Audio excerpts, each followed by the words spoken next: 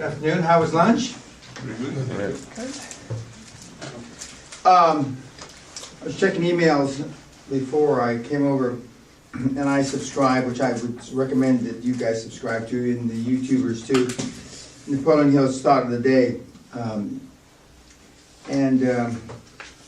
Most of the time they're very short and pithy, and all it says is decisions, and there's like one sentence on it, and it says, and this is actually a slide that's coming up, I think, in the next couple of days.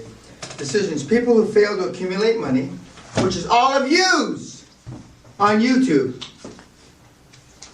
without exception, have a habit of reaching decisions, if at all, slowly, very slowly, and of changing these decisions quickly and often, as soon as somebody says they don't like it.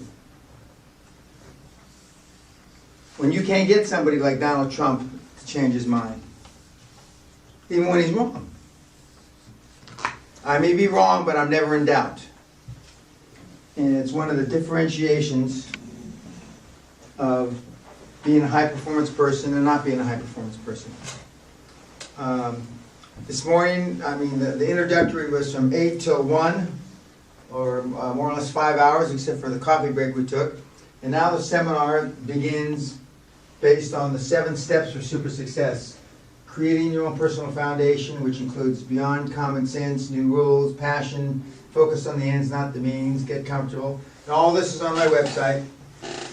Number 2, clarify your vision. Number 3, building the perception of being more wealthy, more successful than you are now. 4, creating your dream team. 5, your own quantum leap action plan, which includes growth, the action plan, financing internal growth, financing external growth through acquisitions, pay yourself, directors, employees first, and creating your exit strategy. All this doesn't really mean anything, and you can build up a successful company unless you have an exit. An exit, and I alluded to this before lunch, either by selling it to an industry partner or somebody else, going public, and there's various stock exchanges around the world that you can do that on now, or franchising it, which I'm now not an expert, but I know a lot about franchising because I was the chairman at one time, 7 or 8 years ago, the fastest growing franchise company in Britain. But if you don't exit, unless you're trying to build up a family legacy and leave it to the next generation to fuck up and lose all the money, this system isn't for you. This system is for accumulating wealth 1, 2, 3, 5, 10 times. And for the young people in the seminar, and for the young people that are watching through YouTube, you can do this several times, 6, 7, 8, 10 times. And I have friends in Britain, not just in Britain, but around the world, that have done this, started from scratch, and exited, many, many times in their long careers. Many, many times. Now, of course, I've seen many, many exits in my long career since I started mentoring 20 years ago. Actually, it'll be 21 years this coming May. Because as most of you know, I gave my first seminar at the Sheraton Hotel in Los Angeles in May 1993. And since then, we've touched a lot of lives, and we've made a lot of people have their dreams come true. But as it says in The Sound of Music, you can't have a dream come true unless you have a dream. If you don't have any dreams, then you're, in a bad position. But if you do have a dream, and the reason why we connote it or relate it back to dreams, because it's very difficult to stay focused in blood, sweat, and tears, as we talked about this morning, unless you really are in love with the deal, unless you're really passionate. And what did Steve Ballmer say in his 2 little videos that we watched last night? He said that you got to be passionate, you got to love it. All the same things that I preached for a lot of years. A lot of years. And when he started at Microsoft, there was 30 employees, so he relates to it being a startup. They had $2.5 million in revenue. And of course now they've got $80 billion in revenue, and they've got 100,000 employees. But all these people that are on my influencer wall, from Oppenheimer, the father of the atom bomb, to Andrew Carnegie, to Governor Hugh Carey, to Pete Conrad, who was a friend of mine, who was the third man to walk on the moon, to General Patton, to Costa Gratsos, to Maggie Thatcher, to George Steinbrenner. They all had dreams. They all had dreams, in which allowed them to work harder in fulfilling them. And the people behind the camera for the Hall of Fame, they had dreams. Some of the dreams have faded. Some of the dreams have gotten old. As I told you, some of the people that made huge amounts of money have lost amounts of money.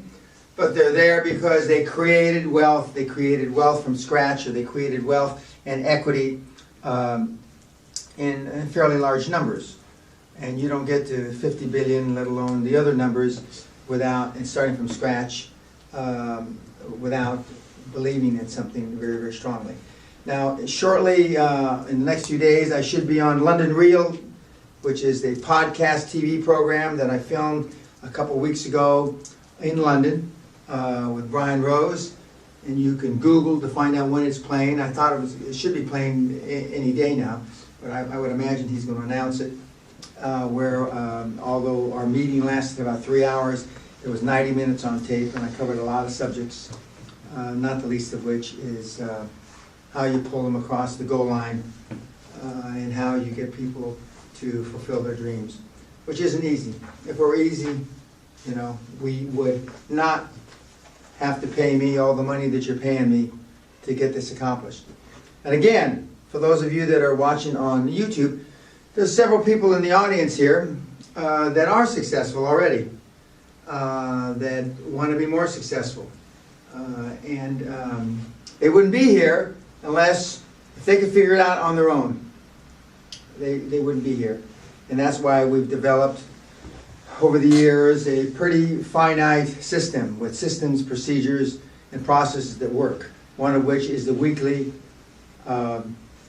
report from the mentees to me, which I comment and review, which, as Tona said earlier, is not easy, because it makes you think what you did all week.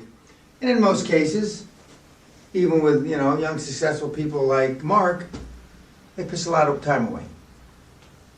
That's inherent in being human. A lot of people say that I don't have that luxury of being human, so maybe that's why I pissed away last time. I'm not so sure that's true, but I'm certainly less human than anybody else in this room. That's for sure. Because if being human, or being part of humanity, is having empathy and sympathy and feeling sorry for people when things bad happen, I don't have those qualities. Now see, the difference is, kids on the YouTube, I don't think there's qualities. I think those are fucking detriments. That's the difference. I'm not tied to that folklore. I'm not tied to that conventional wisdom. I'm not tied to that. And there's a whole, we've got to pay the money to come here to hear why I'm not tied to it. But part of it I alluded to in the ebook. My dad was an extremely strict disciplinarian. But this is what we're going to cover now, and as we continue to go through the YouTube presentations, it will be what is covered in some detail, and we will also have at least 1 or 2 YouTubes of our role play to see how good you guys are at communicating your communication skills. The irony is, we have an actress in the audience who's good in the role play, but not good in reality. Is that a fair statement? She's shaking her head yes. But I think actors and actresses is like money for old rope. I mean, or money for used soap. All you got to do is hit your mark and flap your lips. And even though I got cut out of the movie because they decided that I was too strong a presence in Mikey Boy, 22 scenes, every one of the 22 scenes I made it on the first one. No retakes. I don't know why these guys get paid so much goddamn money. 20 million bucks for a picture? I'm in the wrong business. And if I was doing pictures, I know a lot of people say, well, I got to do pictures that are meaningful to life and change the world. Fuck that. I'd be knocking out $20 million pictures left, right, and motherfucking center. You know how you have, what's it called when you see the same ad all the time, you get blind from the banner blind or whatever it's called? You know, when the same... Targeting? Yeah. They'd be getting tired of my face. I'd make so many movies at 20 million bucks a pop. But that's an industry I used to be in, and I didn't like it very much, the motion picture business. I used to make movies back in the late 70s and early 80s. And if you think any of the other businesses we're talking about is cutthroat, they invented cutthroat businesses, you know, in the movie business. Are there any questions on anything that we covered? There was a question at lunch. I think I answered it. Maybe I didn't. Okay, we'll see you tonight, guys. Thank you.